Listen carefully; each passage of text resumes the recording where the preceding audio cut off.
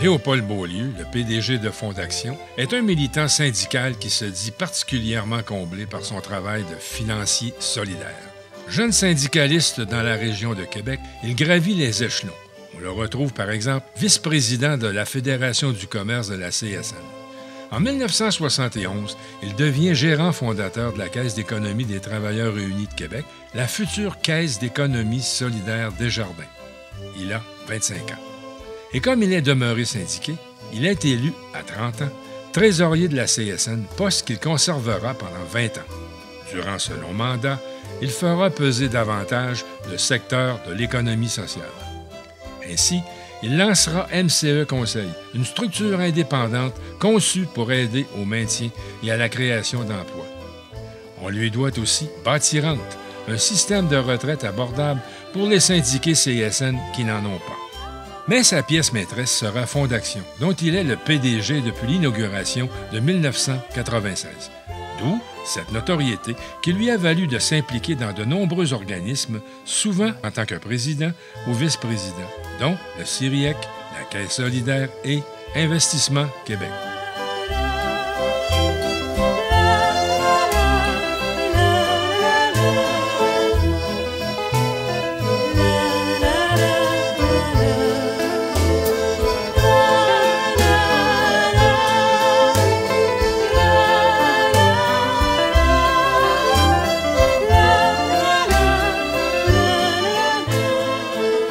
C'est un ensemble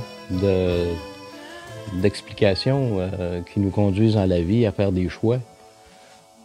Et puis c'est aussi, bien sûr, ça commence avec le milieu dans lequel on est élevé, dans lequel on a grandi. Bon. Alors, moi, mon père a été un ouvrier spécialisé. Il a appris son métier à Saint-André de Kamouraska. Il avait fait des études pour devenir professeur, mais il n'était pas sûr que c'était ça qu'il voulait. Alors, mon grand-père, il a expliqué que le temps qu'il réfléchirait là-dessus, il lui a acheté une paire de salopettes, puis il l'a emmené travailler à l'usine. Il appelait ça au shop Desjardins. C'était le cousin d'Alphonse Desjardins. Il fabriquait des moulins à battre le grain, puis il a appris un métier, son métier de modeleur. Puis là, ensuite, quand il s'est marié, mon grand-père avait eu 22 enfants, hein? Alors, il était le plus vieux des garçons. Il était le 5e de la famille. Pendant plusieurs années, il a travaillé, il a appris son métier de modeleur. Et puis, quand il s'est marié, il est venu travailler à Lévis, au chantier maritime de Lauson. Et là, il était syndiqué à la CTCC, la CSN d'aujourd'hui. C'était saisonnier. Alors, à Saint-Romuald, il y avait une fabrication de machinerie, une machine shop, comme il appelait dans le temps, et une fonderie. Alors, ça pouvait lui permettre de désaisonnaliser puis de travailler avec les deux. Et il n'y avait pas d'entreprise de modelage. Ça, c'est des modèles en bois là, qui sont coulés dans les différents métaux. Alors, il n'y avait pas ça à Saint-Romuald. Alors, il a rencontré ces deux entrepreneurs-là, puis il leur a dit que lui, il souhaitait s'installer à Saint-Romuald. Alors, c'est ce qu'il a fait. Donc, il est devenu entrepreneur. Il prenait des contrats, comme tous les entrepreneurs, et puis il désaisonnalisait avec la fabrication de portes et de fenêtres. Donc, il y avait une usine à bois où il faisait des modèles, puis il y avait quelques employés, et il faisait du travail il faisait le modelage pour la fonderie, pour la machine shop, là, la casse à l'époque, et puis aussi pour le chantier maritime, quand il y avait du surplus de travaux à donner. Et donc, il était de salarié syndiqué, devenu entrepreneur. Puis ensuite, comme entrepreneur, il s'est mis à réfléchir sur un concept de maison préfabriquée pour la Côte-Nord. Et là, il a dépensé pas mal d'argent. Et puis, il pouvait pas réunir les sommes pour démarrer une usine de maisons préfabriquées. Alors, il y a eu des discussions avec quelqu'un qui a pris sa formule, puis ils l'ont départi de ça. Et il y avait quelques erreurs de conception dedans, de telle sorte qu'il les a corrigées, lui. Et il est allé offrir ses services à cette entreprise-là, donc qui était devenue contremaître de l'usine qui fabriquait les formules de maisons préfabriquées que lui avait inventées. Un peu plus tard, il y a eu la syndicalisation dans cette entreprise-là, et puis l'employeur l'a congédié parce qu'il savait qu'il y avait un syndicat qui se formerait, mais il avait décidé de ne pas s'en mêler, parce que le droit d'association, c'est un droit fondamental, et il n'était pas intervenu. Alors, son surintendant lui a dit qu'il aurait dû prévenir, puis il aurait dû tout faire pour empêcher la création du syndicat, ce qu'il ne voulait pas, ce que lui n'acceptait pas de faire. Alors, sur cette base-là, il a perdu son emploi. Et là, après un certain temps où il fallait bien nourrir la famille chez nous, il s'est retrouvé à laver les planchers. Donc, le syndiqué, entrepreneur, contremaître, qui n'a plus de job, et puis qui se retrouve comme il peut, dans une épicerie où là, il est redevenu salarié de l'épicerie, après avoir fait ça la nuit. De jour, ils l'ont embauché de jour. Et il y avait un syndicat CSN. Alors, c'est le syndicat d'alimentation au détail de la région de Québec. Et puis, il est redevenu vice-président du syndicat d'alimentation au détail de la région de Québec. Alors, c'est comme ça, je vous disais, tu sais, il a été syndiqué, entrepreneur, cadre, contremaître, redevenu syndiqué, que ça prépare.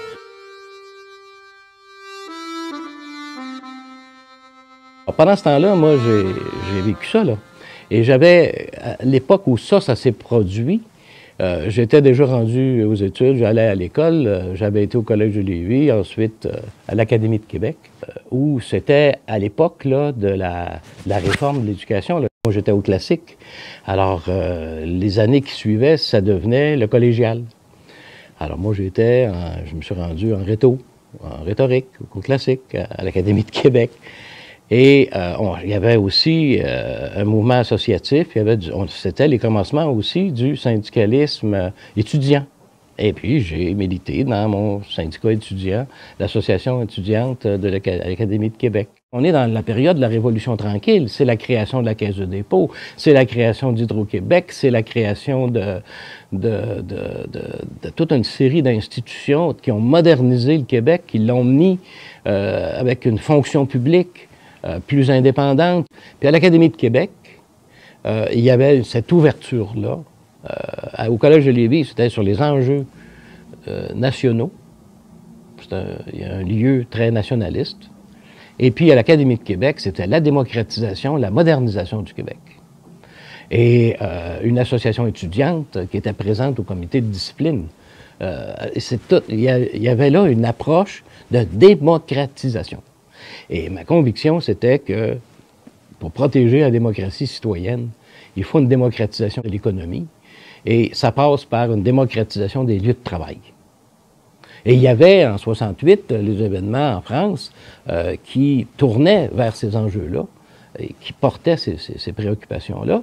Alors, ça nous influençait. Et ce que j'avais appris, le rapport au travail, l'importance de savoir se réaliser au travail, à travers l'activité de travail.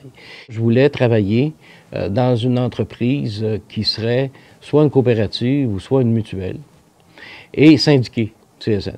Bon. Je l'avais constaté en faisant du syndicalisme étudiant. Je comprenais comment était configuré le syndicalisme au Québec. Et je trouvais important que ce soit la CSN. Alors, j'ai sollicité un emploi auprès de la mutuelle SSQ, qui était avec son siège social à Québec. Et j'ai été embauché.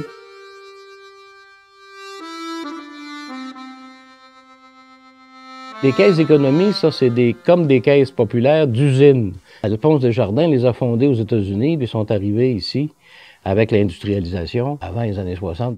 Les organisations syndicales appuyaient le développement de caisses d'économie parce que n'existait pas la loi de la protection du consommateur à cette époque-là.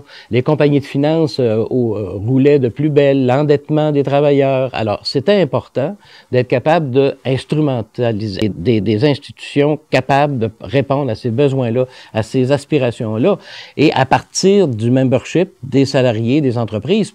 André Lorrain, qui était conseiller syndical à la CSN à Montréal, mais il demeurait à Québec, qui était responsable, directeur du service de la consommation et des coopératives, qui avait été à l'origine du développement des ACEF, qui avait aussi beaucoup travaillé pour l'obtention, la mise en place de l'aide juridique.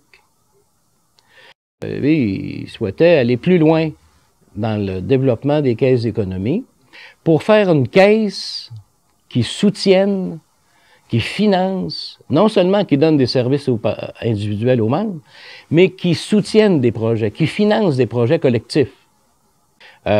Donc, c'était une militance et un désengagement de la CSN qui faisait partie de ce qui était souhaité, attendu, voulu. C'était pas unanime. Il y avait de la résistance par rapport à ces idées-là. Il y avait une certaine vision très étroite d'une action syndicale plus traditionnelle, plus corporatiste, avec un discours qu'on ne peut pas se mêler, l'argent c'est caca. Eh bien oui, il faut savoir respecter la distance, mais il faut savoir aussi s'assurer qu'elle sert à quelque chose.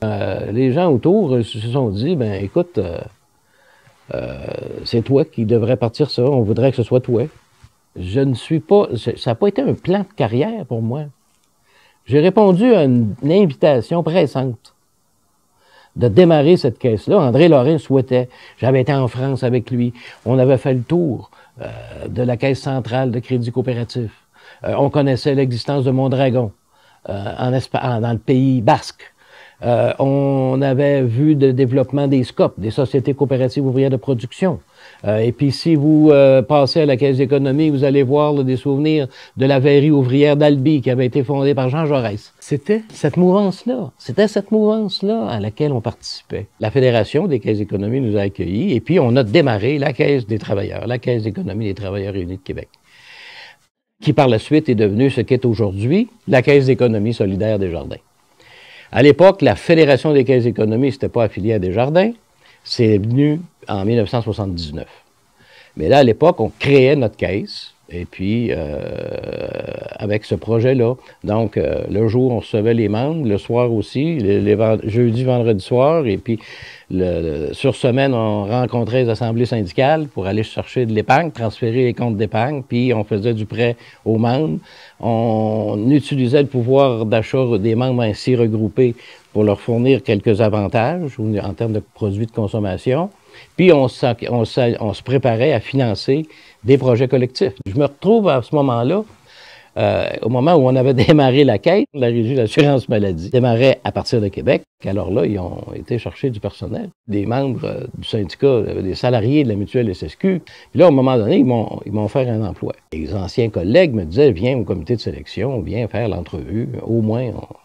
Bien, on trouve que c'est important. Bon, je vais y aller, mais je vous le dis, je vais aller démarrer la caisse. Alors, on fait l'entrevue, puis moi, je ne repense plus à ça, je m'en vais chez nous. Je me prépare, là. Le 24 février 1971, c'était le moment où on a ouvert les portes à la Caisse d'économie. Le matin de bonne heure, je reçois un téléphone d'une dame. Elle dit, je suis la vice-présidente ressources humaines de la Régie de l'assurance maladie. J'ai le plaisir de vous offrir l'emploi pour lequel vous avez eu une entrevue. Puis elle dit, bon, vous connaissez les avantages sociaux, en fonction publique. Bon, et puis le salaire, c'est 14 500. Elle trouve une hésitation. Elle sent au téléphone une hésitation. Elle dit, vous savez, c'est négociable. Hein? Je ne devrais pas vous le dire, mais c'est négociable un petit peu. Je dis, permettez-moi de vous rappeler dans 10 minutes. Puis là, ben, j'ai parlé un peu avec ma conjointe. C'était important qu'on se parle de ça un peu, parce que je m'en allais démarrer la caisse à partir d'une feuille blanche à 7 500 par année. Alors, je trouvais que c'était nécessaire qu'on s'en parle. Et mon choix, ben, ça a été celui d'aller démarrer la Caisse d'économie. Aujourd'hui, c'est devenu la principale institution financière au Québec, banque et caisse populaire confondues, là, à faire autre chose que de l'hypothèque dans les entreprises d'économie sociale, à faire du financement d'entreprises d'économie sociale. C'est un volume d'affaires d'1,4, 1,5 milliard. Volume d'affaires par année. Donc, cette institution-là a contribué de manière importante à la reconnaissance de l'économie sociale au Québec, en montrant que c'était possible que les collectivités puissent se réunir, s'organiser pour soutenir les projets collectifs. Aujourd'hui, le slogan de Fonds d'action, c'est donner du sens à l'argent. Il y a une suite. Il y a une suite logique. Alors, comment... écoutez, je vous dirais, on m'a demandé, j'ai répondu oui. Et puis, on a démarré.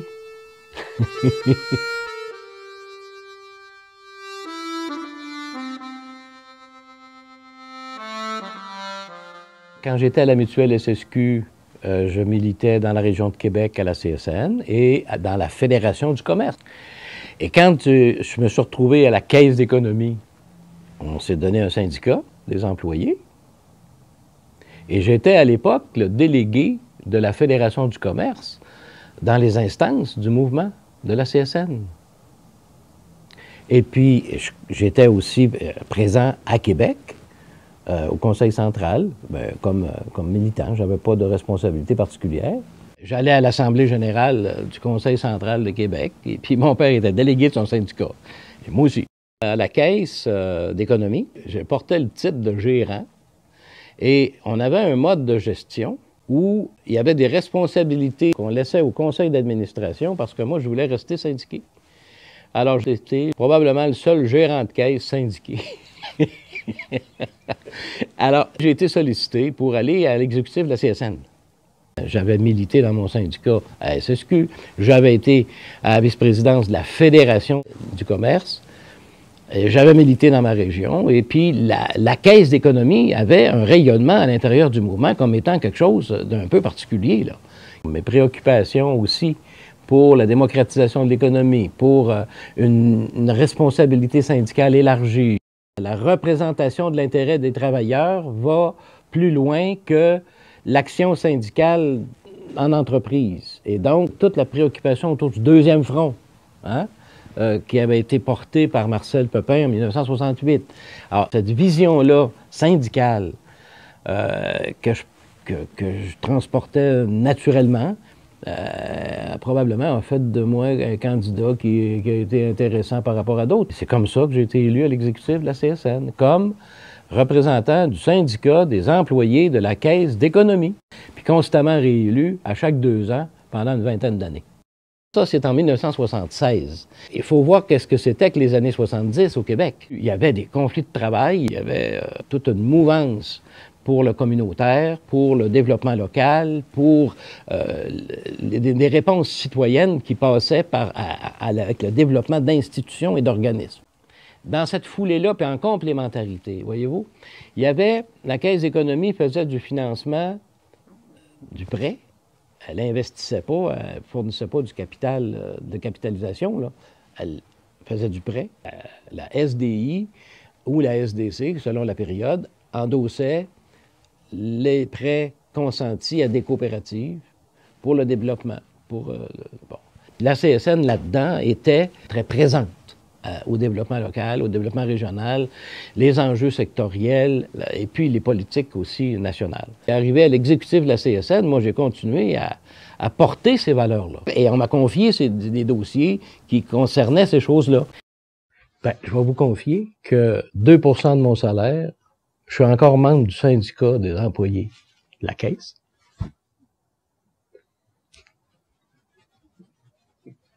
Et je paye ma cotisation syndicale, pas au syndicat des employés de fondation, bien évidemment, le Code du travail étant ce qu'il est, mais je continue à payer ma cotisation syndicale au syndicat des employés de la Caisse. Les syndicats ont le droit d'accueillir des membres honoraires, et c'est un peu ça. Alors, je suis membre et puis je paye ma cotisation. J'ai un devoir de réserve parce que je suis vice-président au conseil d'administration de la Caisse.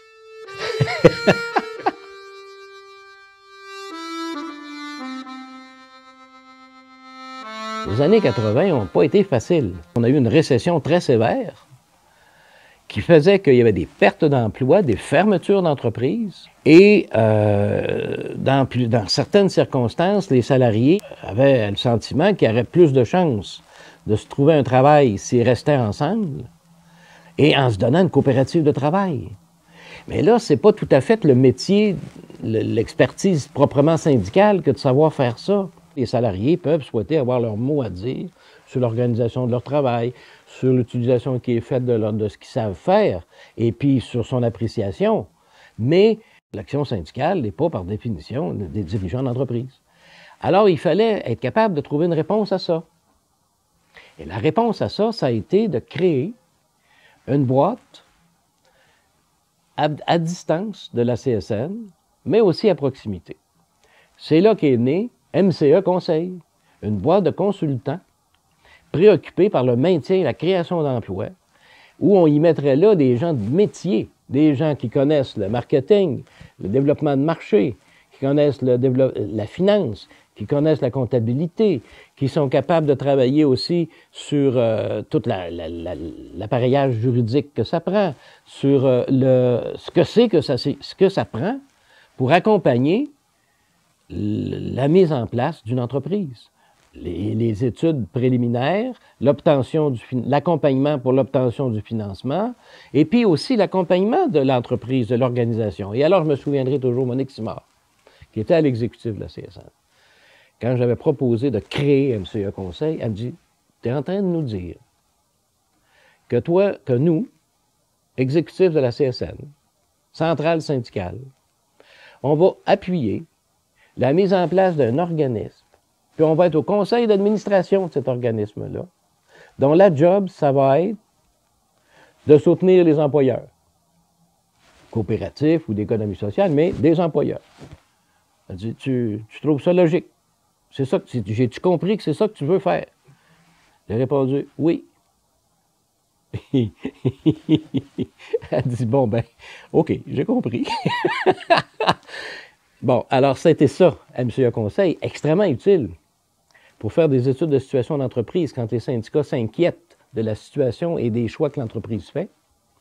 Parce qu'on n'a pas une loi qui impose la transparence des livres, l'ouverture des livres. Et ce n'est pas un service syndical auquel l'employeur va vouloir le faire. Et quand il faisait des propositions aux syndicats que les syndicats ne comprenaient pas très bien les conséquences, ou qu'il y était des invitations, même pendant la récession, à participer individuellement au capital de l'entreprise, en plus de perdre leur job, perdre leur argent, là, ça commence à être compliqué. Alors, il y avait ce besoin de se donner, de mettre en place un instrument, une institution qui soit à distance et capable d'entendre et d'écouter le consultant de l'employeur, est capable aussi, avec les engagements de confidentialité, de prendre connaissance de la situation de l'entreprise, puis d'être capable de l'expliquer aux travailleurs et aux salariés, dans le meilleur intérêt et dans la perspective du maintien puis de la création d'emplois, puis de faire des recommandations qui ne sont pas celles qu'un syndicat est en mesure de faire, mais qu'un consultant en matière de développement d'entreprise a pour métier de faire, avec le souci du maintien et de la création d'emplois. Et là, on avait une boîte qui avait cette capacité-là et cette crédibilité-là aussi, très complémentaire à l'action syndicale proprement dite. Donc ça nous plaçait, dans une période de récession difficile comme on a connu, bien.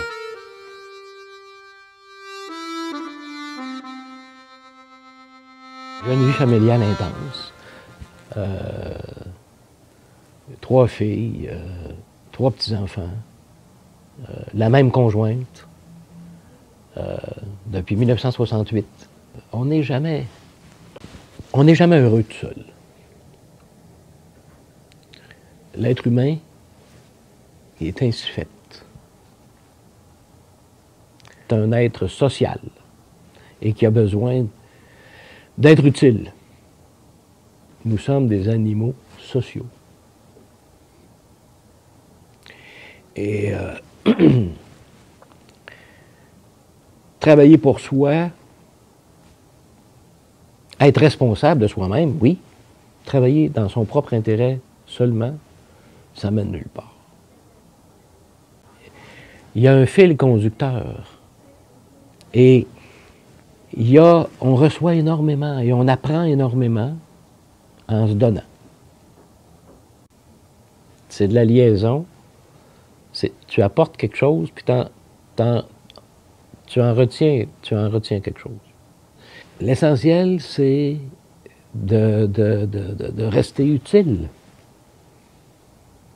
Et ça, c'est un devoir de personne humaine.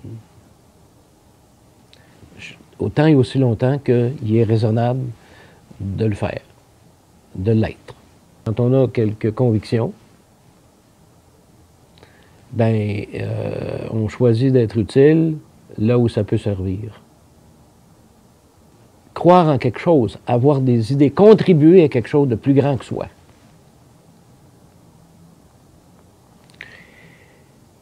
C'est fondamental. Puis, être payé pour le faire, en plus.